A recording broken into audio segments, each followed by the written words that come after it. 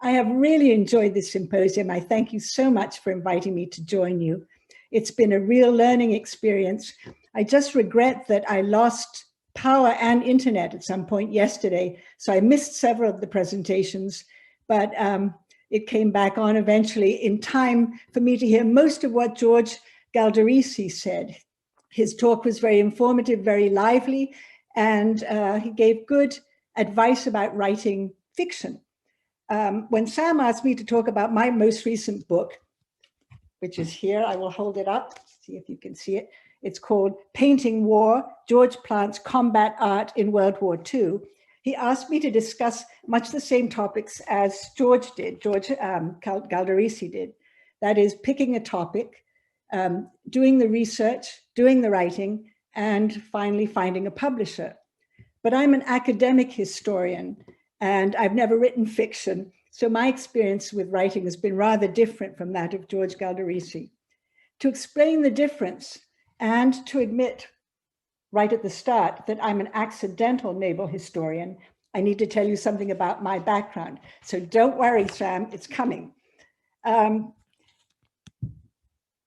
What do you need to know about me to understand why I say I'm an accidental naval historian? Well, first of all, you need to know why I sound funny. And secondly, you need to know why I'm old. And I will explain both of those things right now. I was born in 1944 in Virginia. I am completely American. My father was in the US Marine Corps Reserve. He was mortally wounded on the island of Saipan. And after the war, my mother remarried an American, and he joined the US Foreign Service. In 1948, when I was 3, we went to Italy. And then in 1951, we moved to England. My parents were divorced there, and my mother married again, this time George Plante, a Scotsman, and London became our permanent home. From a very young age, I always loved history. I particularly loved military history. So speaking of passion, that was my passion. I read everything I could get my hands on, and intended to continue studying history and eventually teaching in university in England. But my mother insisted, as my older brother and I finished school, that we each go to college in the States for at least 1 year to get to know our own country. We'd never lived there. So in 1962, I set off for Wellesley. And of course, I met my future husband there. So I stayed, I didn't leave. I did, however, continue studying British military history. And I wrote my senior thesis on Edward Cardwell and the abolition of the purchase of commissions. And I was able to do that because I was still going home every summer to London, and I did my research at the National Archives there. Of course, during these years, Vietnam was exploding, and so my fiance joined the Army ROTC in college. When we both graduated, we got married, and he fortunately was sent to Germany, not to Vietnam.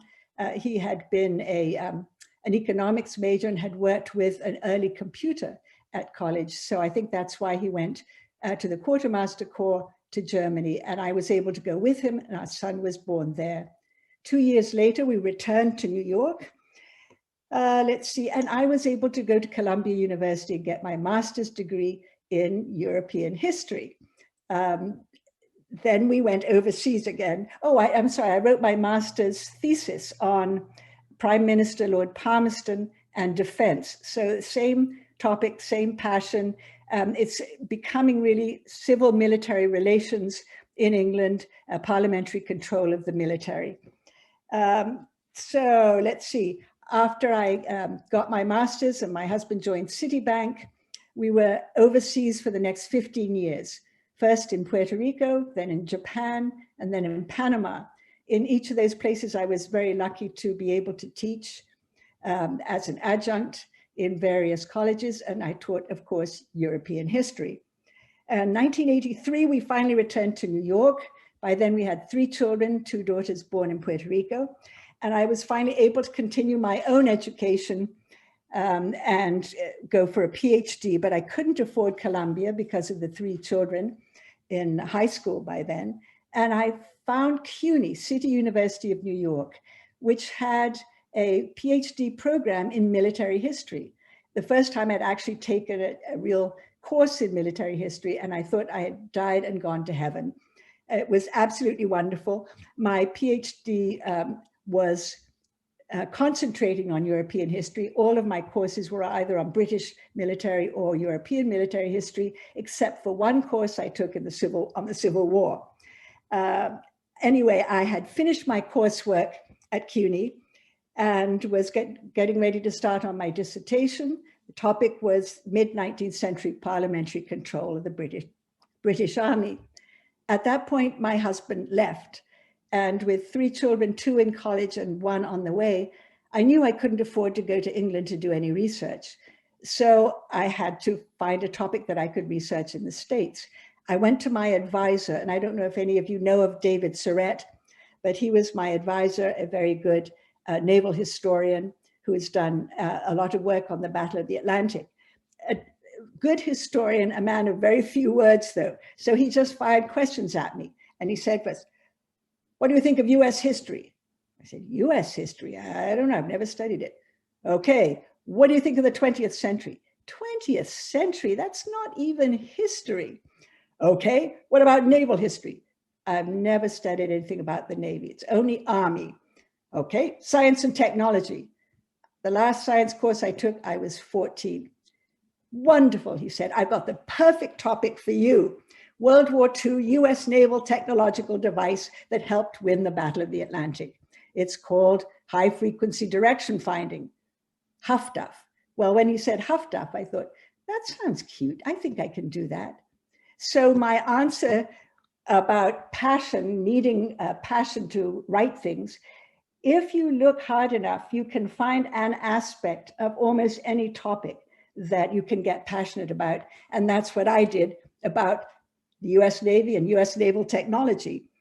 Now, in terms of finding a publisher, one of my professors had published a book with the Naval Institute Press. What was it called? Mr. Roosevelt's Navy. And so he suggested that I send my dissertation to them. I did. They accepted it. It was published in 1996 called Secret Weapon. And I have a picture of that somewhere here also. So here it is. So this was my first book with the Naval Institute Press, and I've stayed with them ever since. They have been absolutely wonderful to me and a wonderful publisher to work with. While I was researching HFDUF, I developed certain patterns of behavior, of writing, that have stayed with me ever since. And maybe there are some lessons in this. George Galderisi is absolutely right about the passion, but I did learn that you can find an aspect of almost any topic that will fascinate you. As far as naval history is concerned, for me, it was never strategy or tactics or even operations, it was people. And I looked for the scientists mostly who had helped to develop these naval technological devices and learned as much as I could about them, and only peripherally discussed how the device eventually was used in action. So passion for World War II became my topic. Once I decided on a specific topic, I realized I had to find out something about it. So I read widely, and I recommend strongly that everybody read as many secondary sources as they can get their hands on. I also interviewed as many people as I could find who either knew the participants or knew their jobs. I was very, very fortunate and was able to interview, family members, colleagues, other people who had been involved in the same work, friends, and I met an awful lot of fascinating people this way. Most of the principals I wrote about had already died by the time I started each of these projects. But I was able to talk to people their younger colleagues who were still alive and were very helpful. Comb the archives, go to as many different archives as possible, find out where collections of papers are. I went during my, in my years of doing research, I've been to NARA, I've been to there are all sorts of regional archives. I've been to the British archives in Kew, British Naval Archives at Portsmouth, University archives are often a very good source, particularly because during World War II, a lot of the universities did work for the US Navy in their own labs. So there are large collections of letters there. I went to archives at Harvard, MIT, Columbia, and many more. And another good source is, hi Hal, I'm reading your letter, I'll read it later. Museums. The Imperial War Museum in Britain in particular is a terrific source for anything to do with the Battle of the Atlantic. They have lots of things that are of interest to the US Navy as well as the Royal Navy. And then finally, personal documents, letters, memoirs. They have been extremely important in the last two books that I've written. Less so in the earlier books because I wasn't very successful in finding documents, letters rather, although I was able to interview Madame Bussigny, who is the widow of Henri Bussigny, who is the one who developed Hafdaf. So you can get very, very good information from people like that, and I suggest you really do look at that. Okay, I followed this pattern of working for the next three books that I wrote, in fact, all of them. And I fell into the next two books the same way I had fallen into Secret Weapon, by accident. And that is that I still had no money and I needed to get a grant. I was working as an adjunct at John Jay College in New York City. So I went to the grants officer and asked if there was a grant I could apply for. And he said, yes, well, there's only one, but that an adjunct can apply for, but it has to be on a topic to do with women. Well, I had never studied anything about women before, but I thought, well, there've got to be some women scientists in these labs producing these naval devices.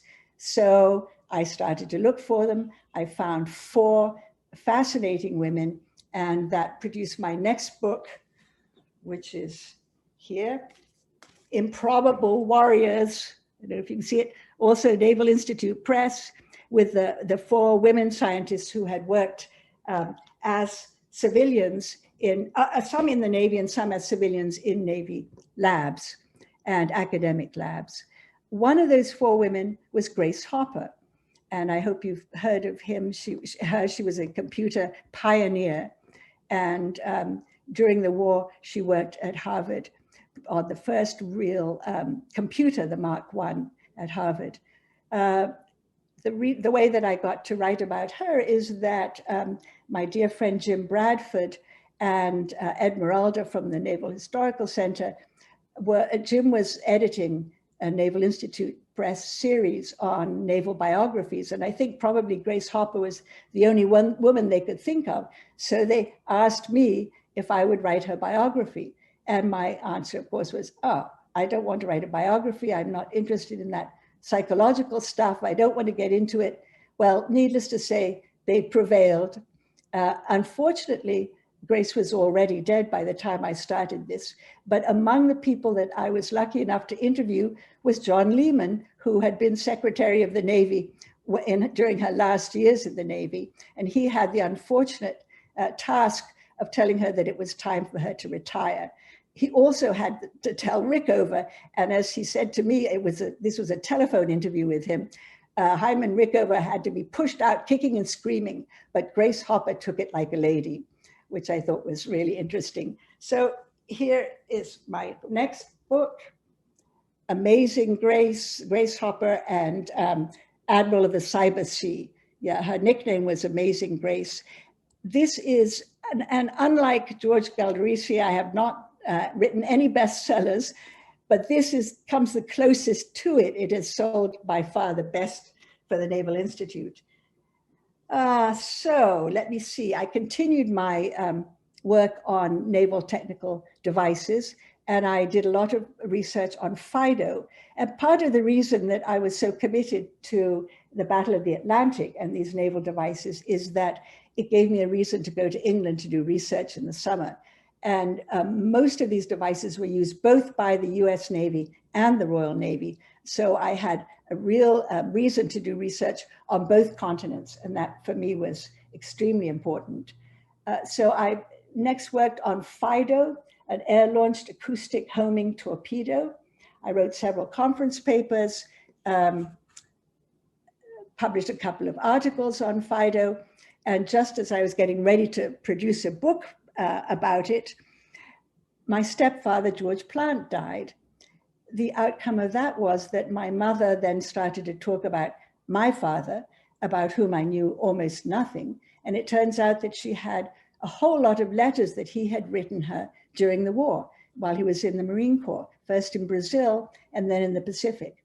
And with this huge mass of letters, I decided that it was time to write his biography. It's not really a biography, but it's the story of my father during World War II, called The Measure of a Man, my father, the Marine Corps, and Saipan, which also, by the way, gave me an opportunity to go to Saipan. And I strongly suggest to all of you, if every chance you have to travel, take it. And if you have a chance to go to the site of action that you're writing about, it makes it so much clearer and so much more interesting. Well, needless to say, I knew nothing about the Marine Corps and very little about my father, but I learned a great deal writing that book. And his three sisters were still alive, my three aunts, my mother, of course, and I interviewed a lot of other family members and people, colleagues of his in the Marine Corps who had survived the war. So that was a very good experience for me. Let me check and see how we're doing for time. Am I running on? Sam, when you want me to stop, just tell me to stop. But I'm about ready to get on to George Plante now. Okay, okay. Let's see, Measure of a Man. Finally, the last book I wrote was Painting War, the one that we're going to discuss now. Growing up, George, he was a very, very amusing and extremely calm and laid back character. He didn't mind talking about experiences in the war, but it was to us children only amusing stories that he told us. So one of the things he said was that he was bald and blue-eyed.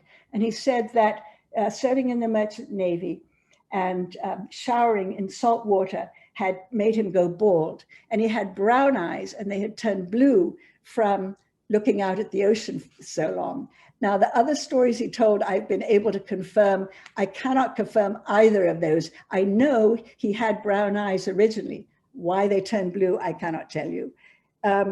He also told a story of carefully lining his shoes up on the deck of his oil tanker before jumping into the North Atlantic when the tanker was torpedoed.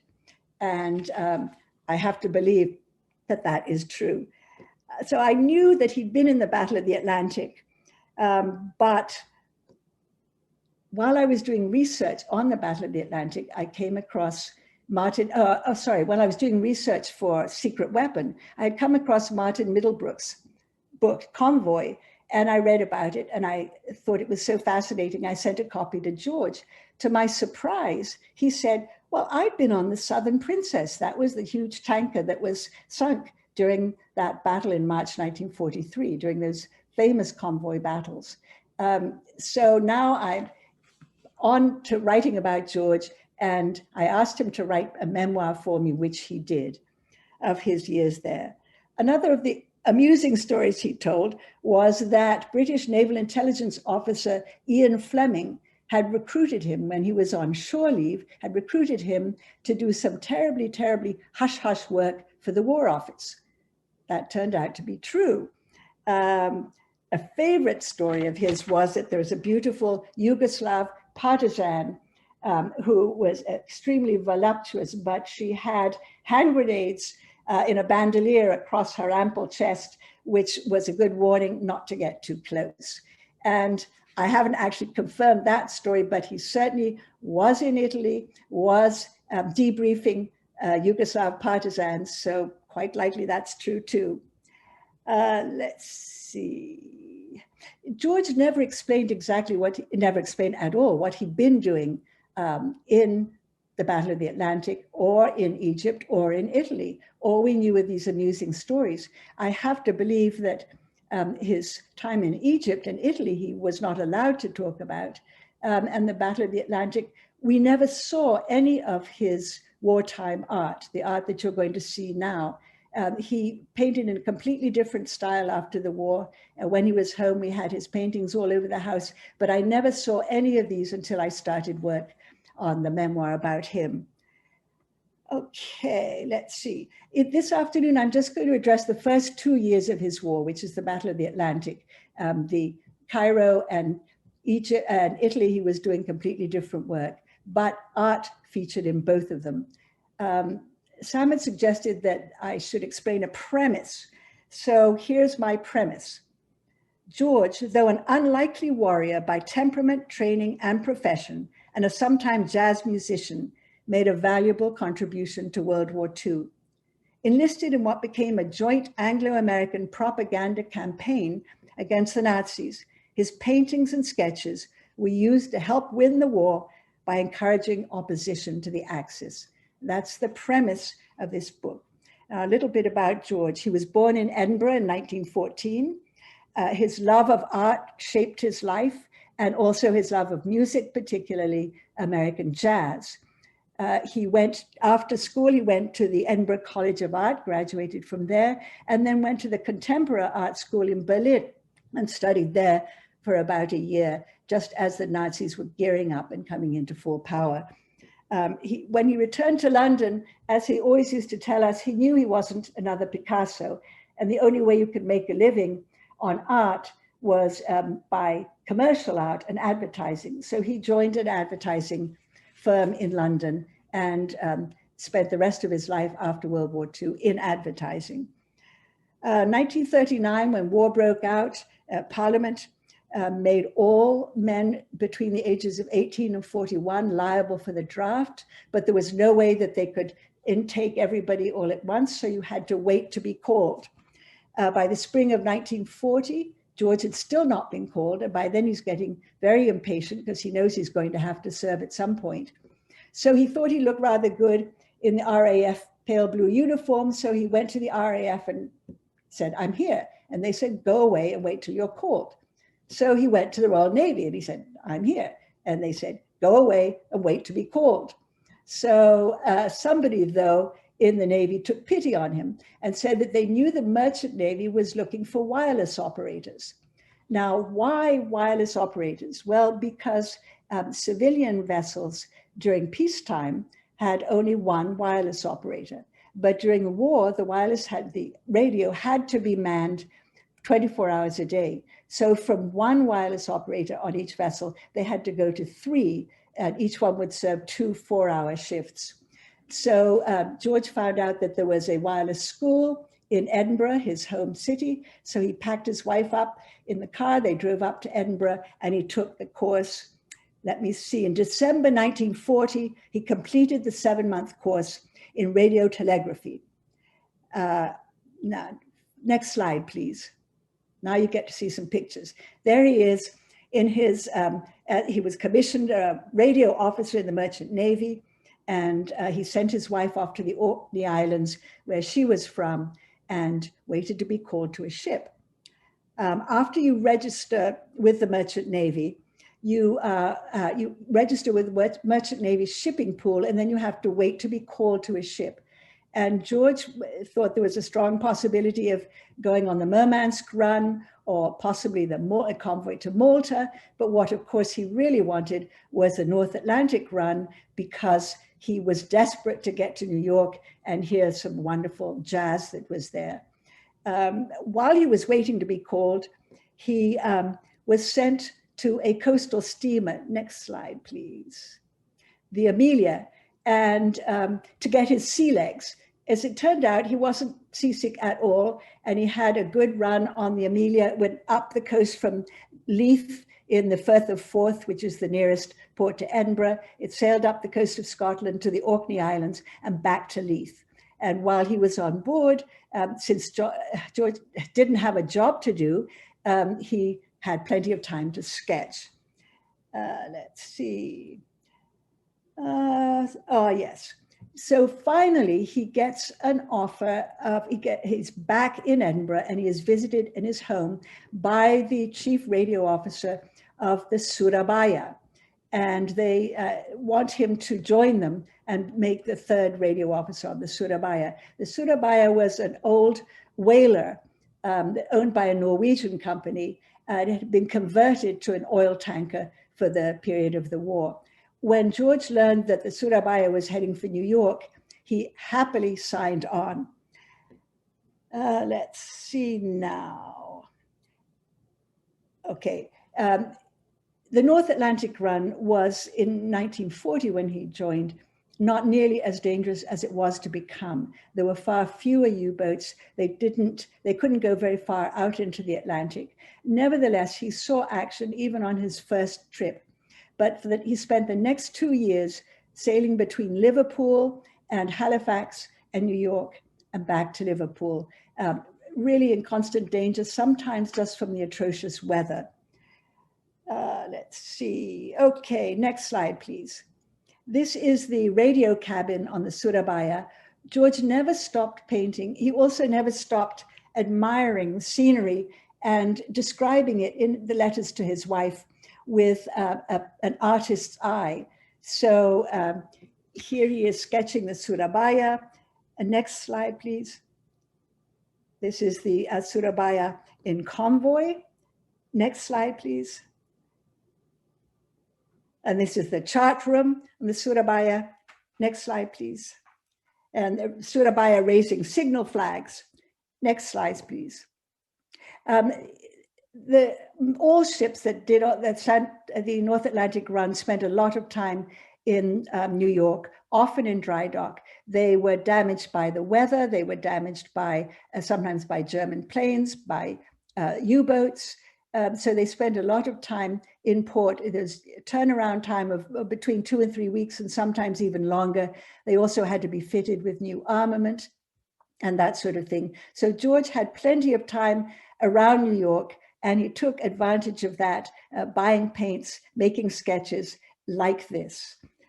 Let's see. Okay, I'm going to read to you, if you will bear with me rather quickly, a little something from about his time in New York. On one turnaround in New York, when America was still neutral, George was recruited by the British War Artists Advisory Committee of the Ministry of Information to produce paintings of the U-boat war to show the American public how the plucky British were going it alone against the fiendish Nazis. His paintings of the Battle of the Atlantic were used for the vital effort to secure desperately needed American support. From then on, he was authorized to spend most of his time at sea sketching and painting. Impressed, the crew tiptoed around him and talked in whispers to avoid disturbing his concentration. Let's see, I have another thing I was going to read, but it kind of depends on the time. I think I have time to read it. One aspect of the war that Plante enjoyed immensely was the running battle of wits with the customs officers back in Britain. As soon as Surabaya anchored, the customs launch would arrive alongside. While plying the customs officers with scotch, the crew filed past, showing whatever it was they wanted to declare. After they'd been processed, the customs men donned overalls and searched the ship from top to bottom. If they suspected anything out of the ordinary, they would really turn things upside down, even going so far as to remove cabin panels. Their ingenuity was matched by that of the crew, and sometimes one side won and sometimes the other. Sailors filled water jugs with gin and suspended cartons of cigarettes down into the water tanks. They emptied the sand out of fire buckets, placed bottles of booze or nylon stockings in the bottom, and replaced the sand. And George called the customs officers his worst enemies of the war. Okay, so next slide, please. While he's continuing to cross the Atlantic, the U-boat warriors gearing up. Here's a picture that I actually have in my house of a destroyer dropping depth charges. Next slide, please. Here's another painting that George did of the Surabaya wheelhouse. And I re-emphasize that these paintings were on display in New York. The idea was to get the still neutral United States excited to join the war and help the valiant British. Let's see, arriving in New York again in 1942, the US is now in the war. George was told that the Surabaya would have to sail down to the Gulf of Mexico to pick up their own oil. So that's what they did from then on. They would stop in Texas City and get oil. And then sometimes they went up the Mississippi to New Orleans to get the landing craft, the Higgins boats that were developed there. Let's see, next slide, please. Okay, here are the landing craft, Higgins boats on the Surabaya. Next slide, please. These planes on the Surabaya. So you can see, in addition to having the hold filled with oil, they carried deck cargoes, different deck cargoes. Please note the two little chairs that are there. So somebody's obviously sunning himself on the deck. Next slide, please. These are tanks on the Surabaya, and I think you can probably recognize the New York skyline in the background. George then went on shore leave in September 1942 for the birth of his son, Derek. And while he was on shore leave, the Surabaya continued going backwards and forwards and was torpedoed by a U-boat and sank in October 1942. Of the complement of 150 men, 77 died. So you can see that George was extremely lucky. When his shore leave was over, he was put onto another tanker, very similar to the Surabaya, called the Southern Princess, and continued plying backwards and forwards across the Atlantic.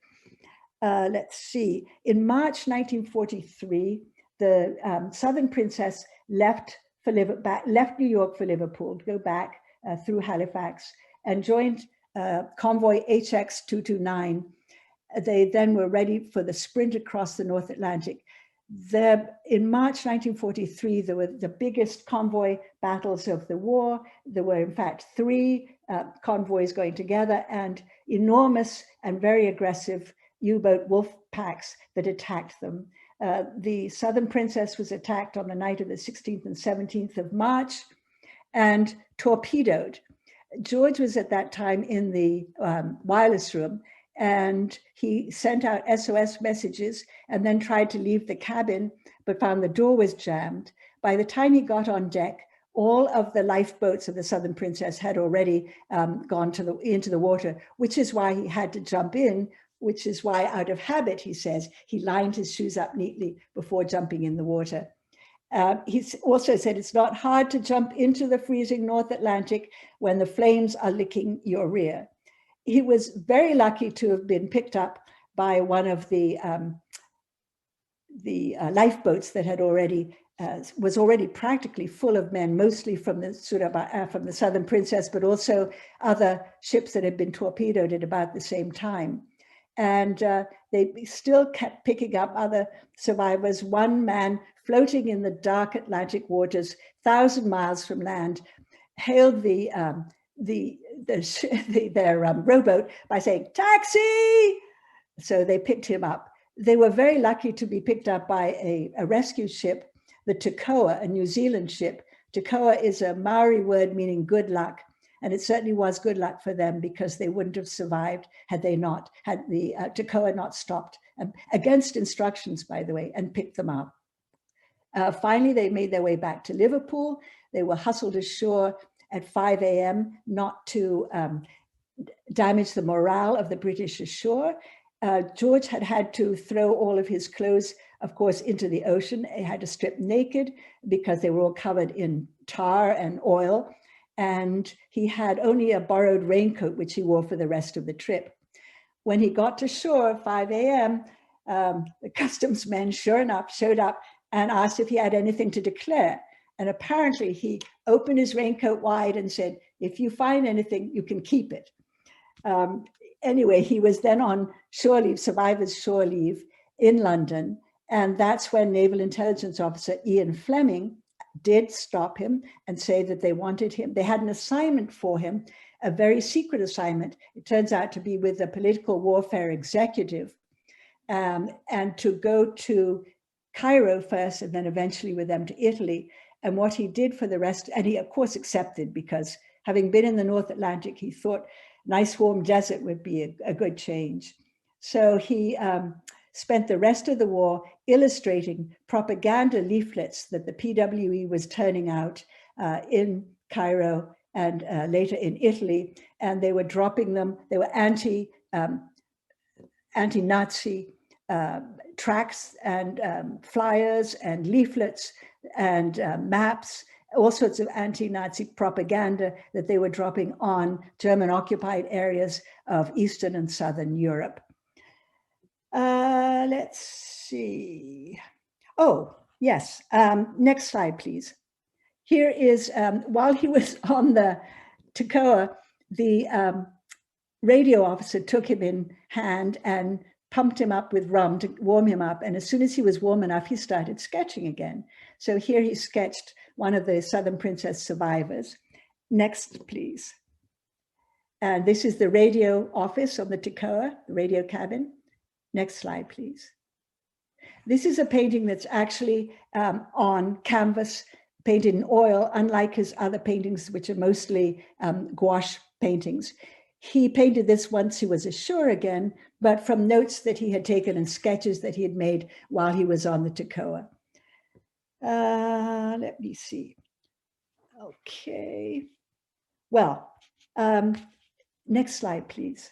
So George did end up in Egypt, and as I say, spent the rest of the war both there and in Italy, illustrating propaganda leaflets. After the war, he spent his whole life in advertising, at first with the American company Young and Rubicam, and he had been introduced to them in his many trips to New York, and then with Unilever. When he retired, he and my mother moved to Hilton Head. Next slide, please. And here he is in his studio in South Carolina in 1985. In 1994, George became a US citizen, and in 1995, he died of leukemia. He was always told us when we were growing up that we were mid-Atlantic people, that we were Anglo-American, and he firmly believed that his whole life.